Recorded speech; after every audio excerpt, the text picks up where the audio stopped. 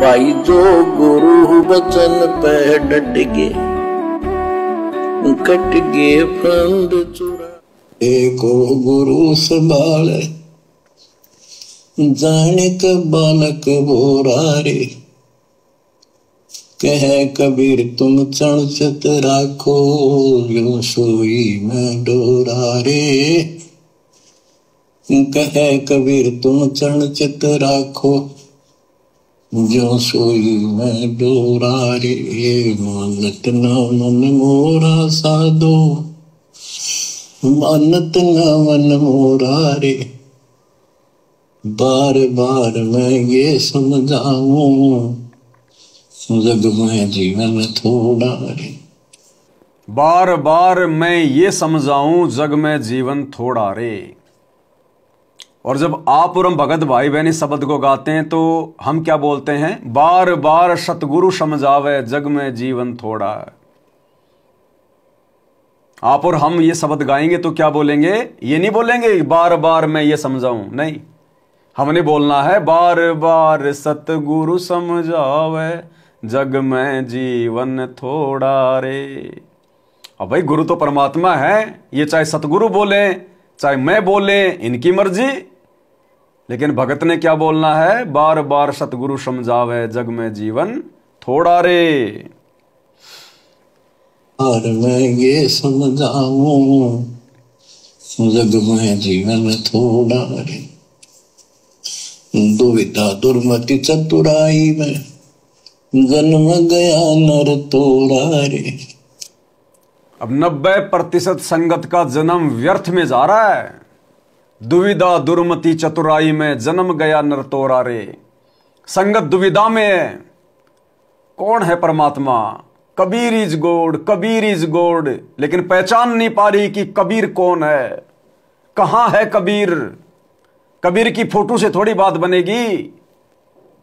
फिलहाल मुझे भूख लग रही है बहुत तेज, और मेरे सामने कोई रोटी की फोटो लाके दे दे, तो क्या वो रोटी की फोटो देखने से, खाने से मेरा पेट भरेगा? मुझे तो ओरिजिनल रोटी चाहिए। तो ठीक है, कबीर भगवान है, कबीर बंदी छोड़ है, कबीर मोक्ष देता है, कबीर भक्ति देता है, लेकिन कबीर है कहां वर्तमान में जो मुझे भक्ति दे, मुझे नाम दे, मुझे ज्ञान दे? जब तक वो सामने प्रकट नहीं होगा, जब तक ओरिजिनल रोटी नहीं आएगी मेरे सामने, तब तक मेरी भूख कैसे मिटेगी? तो दुविधा दुर्मति चतुराई में, जन्म गया नर तोड़ा रे। 90% संगत का जन्म इसी दुविधा में, सतगुरु के शरण में आने के बाद भी व्यर्थ में जा रहा है। गुरु बना रखा है सतगुरु जी को, सतगुरु रामपाल जी को, और भगवान मान के पूज रहे हैं उड्डाडी मूछ वाली कबीर की मुर्दा फोटो को। इसको कहते हैं दुविधा दुर्मति चतुराई में, जन्म गया नर तोड़ा रे। और परमात्मा कहते हैं अब भी आन मिलो सतगुरु से, करो गुरु ज्ञान पे गोरा रे। कि जो ज्ञान दे दिया ना, सतसेवकों की तरह उस ज्ञान के ऊपर विचार करो। और अब भी आन मिलो सतगुरु से। अभी भी समय है, जब तक तुम्हारी श्वासें शेष हैं, अपने सतगुरु को ही सब कुछ मान लो। अपने सतगुरु से मिल जाओ, एक भाव हो जाओ। सतगुरु के अलावा किसी और में परमात्मा मत देखो। तो कहते हैं अब भी आन मिलो सतगुरु से। वो दाढ़ी मूछ वाला नहीं आने वाला तुम्हें यहां से पार करने के लिए। जब वो दाढ़ी मूछ वाला तुम्हें ज्ञान देने नहीं आया, तुम्हें नाम देने नहीं आया, तो तुम्हारे लिए विमान कैसे लेके आएगा?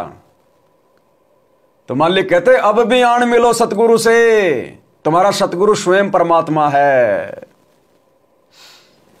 चतुराई में, जन्म गया नर तोड़ा रे। अब भी आन मिलो सतगुरु से, करो गुरु ज्ञान पे गोरा रे। बच्चों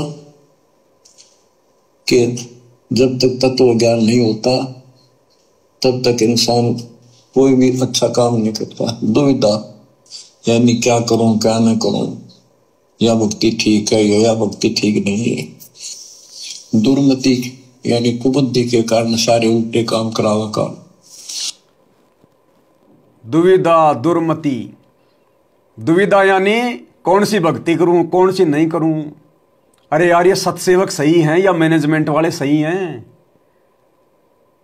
दुविधा और दुर्मति, जब तक आप अपने गुरु को नहीं पहचानोगे, ये दुर्मति आपके सिर पर बैठी रहेगी, आपसे ये कुबद करवाएगी, कुबद।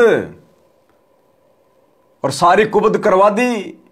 जाट आरक्षण, गुंडों की सीबीआई जांच, स्टेडियम बनाना, हॉस्पिटल बनाना, जाटों की धर्मशाला बनाना, गांव वालों के लिए रोड बनाना।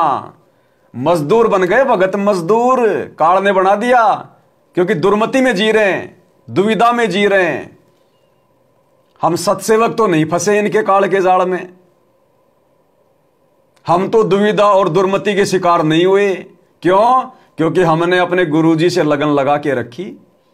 हमने अपने गुरु के अतिरिक्त किसी की बात नहीं मानी, इसलिए काल हमें लपेटे में नहीं ले पाया और हम निसंशय होके भक्ति कर रहे हैं। हम निसंशय हैं, तभी तो हमने वो कबीर की मुर्दा फोटो फाड़ फाड़ के वीडियो बनाए। अगर हमें जरा भी संशय होती कि कहीं ये दाढ़ी मूंछ वाला भगवान ना हो, हम वो फोटो नहीं फाड़ सकते थे। लेकिन गुरु के ज्ञान ने हमारी संशय समाप्त कर दी कि रियल कबीर ओनली सतगुरु रामपाल जी भगवान, और मुर्दा कबीर ये दाढ़ी मूंछ वाली फोटो। वो मुर्दा है, सबको पता है। देखिए, आश्रम वाले उसको फाड़ के तो दिखा दो। सतगुरु का आशीर्वाद चाहिए और 2.5 शेर का कलेजा चाहिए उस दाढ़ी मूंछ वाली फोटो को फाड़ने के लिए। हमारे एक भगत जी हैं, मुकेश भगत जी, वो बताया करते हैं हमारे को, जब वो दाढ़ी मूंछ वाली कबीर की हम लोग फोटो फाड़ना शुरू कर रहे थे, तो वो थोड़ा सा विचार कर रहे थे, वो फाड़ नहीं पा रहे थे। अब परमात्मा ने तो फड़वानी थी अपनी आत्मा से, भाई साथ संगति में जुड़े हो और फोटो नहीं फाड़ोगे, ये तो हो ही नहीं सकता। तो जरा सा उनके कोई संशय था, हल्का सा, फाड़ूं ना फाड़ूं, फाड़ूं ना फाड़ूं। उसी रात उनको शौपन आया, वो दाढ़ी मूंछ वाला मुर्दा कबीर उस मुकेश भगत के सपने में गले दबा रहा है, गले उसको मारने का प्रयास कर रहा है, उसका गला दबा रहा है। भगत तो पसीने में पसीना, सुबह उठा, घबरा गया और सबसे पहले जाकर उसने वो फोटो फाड़ी कि जब तक फाड़ूंगा नहीं तब तक काल पीछा नहीं छोड़ेगा। सुबह उठते ही उस मुकेश भगत जी ने सबसे पहले वो फोटो फाड़ी, और आज 1.5 साल हो गई, वो सपने में भी नहीं आ रहा, सपने में भी वो दाढ़ी मूंछ वाला, सपने में भी। यानी परमात्मा सतगुरु रामपाल जी ने खुद ही दाढ़ी मूंछ वाला रूप बना के उस भगत का गला दबाया कि फाड़ दे इसको। अगर साथ संगति में रहना है तो, गुरु को परमात्मा मानना है तो फाड़ इसको। सब लोग फाड़ फाड़ के जा रहे हैं, तू क्यों पीछे रह गया? तेरे साथ की कितनी जाली, तू क्यों रह गई पाछे? सुबह उठते भगत ने सबसे पहले वही शुभ काम किया। आज उसको सपने में भी नहीं आ रहा, सपने में भी। तो जब तक हम दुविधा में रहेंगे तो दुर्मति हमारे साथ रहेगी, और दुर्मति के शिकार होकर ही सतलोक आश्रम वालों ने गुरुदेव के जेल जाने के बाद सारे उल्टे कर्म किए हैं, सारे उल्टे कर्म। क्योंकि सद्बुद्धि आपको आ ही नहीं सकती जब तक गुरु का पूरी तरह से आशीर्वाद भगत पे नहीं होगा। कि ठीक है या भक्ति ठीक नहीं, ज्ञान नहीं होता तब तक इंसान कोई भी अच्छा काम नहीं करता। दुविधा, यानी क्या करूं क्या न करूं, या भक्ति ठीक है या भक्ति ठीक नहीं है। दुर्मति यानी कुबुद्धि के कारण सारे उल्टे काम करावा काम। अब जैसे प्रसंग कर रहा था कि सतगुरु की शरण में आ जाओ, उसके आने के बाद वो कितना प्यार देता है, कैसे आपकी रक्षा करता है, आपका पोषण करता है, दुख निवारण करता है। अब बताओ, सारे काम सतगुरु कर रहा है, दुख निवारण भी सतगुरु करेगा, प्यार भी सतगुरु करेगा, पोषण भी सतगुरु करेगा, रक्षा भी सतगुरु करेगा। फिर वो दाढ़ी मूंछ वाला कौन है भाई? अरे फिर और भगवान का जिक्र क्यों नहीं आ रहा जब सारा काम सतगुरु कर रहा है? और सतगुरु कौन? हमारे गुरु जी। तो फिर इनके अलावा हम किसी और को क्यों पूजें, किसी और का प्रकट दिवस क्यों मनाएं, किसी और की फोटो अपने घर पर रखकर ऐसे समर्थ सतगुरु को क्यों नाराज करें? क्या कह रहे हैं परमात्मा, जो सारे काम सतगुरु कर रहा है। तो उसके आने के बाद वो कितना प्यार देता है, कैसे आपकी रक्षा करता है, आपका पोषण करता है, दुख निवारण करता है। गरीब जोजन मेरी शरण है, ताका हूं मैं दास, गेल गेल ला गया जब लग सकती आकाश। तो उसका दास का अर्थ गुलाम, नौकर, पतिव्रता जमी पर जो जो धर है पाँव, समर्थ झाड़ू देते हैं ना काटा करते। जब आप इस पद पर आ जाओगे, समर्पित हो जाओगे, सोकर में भी किसी अन्य देव देवता का इष्ट रूप में समझ ना करोगे, उस जब आप इस पद पे आ जाओगे, पतिव्रता पद पे आ जाओगे, शौपन में भी किसी अन्य देवी देवता या अन्य किसी का सुमरण नहीं करोगे इष्ट रूप में। जबकि इन आश्रमों में तो जून के महीने में जो कबीर प्रकट दिवस मनाया जाता है, वो अपना इष्ट मान के तो मनाया जाता है। वो दाढ़ी मूछ वाले कबीर का जो प्रकट दिवस मनाया जाता है, कबीर प्रकट दिवस, वो अपना इष्ट मान के मनाया जाता है। इष्ट कौन होता है? परमात्मा। तो परमात्मा कहते हैं जब तक आप अपने गुरु के अलावा किसी और में अपना इष्ट नहीं देखोगे और पूरी तरह से समर्पित हो जाओगे, तो समझो आप पतिव्रता पद पे आ गए। और पतिव्रता पद पे आने के बाद फिर देखना गुरु के खेल, फिर देखना गुरु के झटके।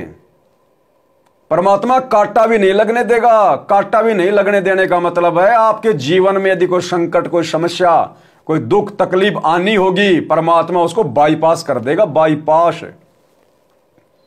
और आपको महसूस करवाएगा कि मेरे ऊपर यह बहुत बड़ा संकट आना था, लेकिन मेरे गुरुदेव भगवान की दया से यह टल गया। आज संगत दुखी क्यों है? आज 90% संगत क्यों दुखी है, क्यों परेशान है, क्यों अकाल मौत मर रही है? घर घर में झगड़े, जितनी भी रमणियां होती हैं इन आश्रमों में, 50% में वाद विवाद, झगड़े, तलाक, बच्चे पैदा कर करके छोड़ दिए माता बहनों को। क्यों? क्योंकि इनमें से पतिव्रता पद पे कोई नहीं है। ये अपने गुरु को अपना इष्ट नहीं मानते, इसलिए परमात्मा का पूर्ण आशीर्वाद उनके ऊपर नहीं है। इसलिए परमात्मा उनके जीवन में आने वाले संकटों को नहीं टाल रहा। उनके जो प्रारब्ध में जो लिखे हुए हैं, जो कर्म के कांटे, परमात्मा उनको नहीं निकाल रहा। यह नियम है परमात्मा का। जब तक आप पतिव्रता पद पे नहीं आओगे, परमात्मा आपके निकट नहीं आएगा जिस कदर आना चाहिए। भाई जो गुरु वचन पे डट गे, कट गे फंद 84।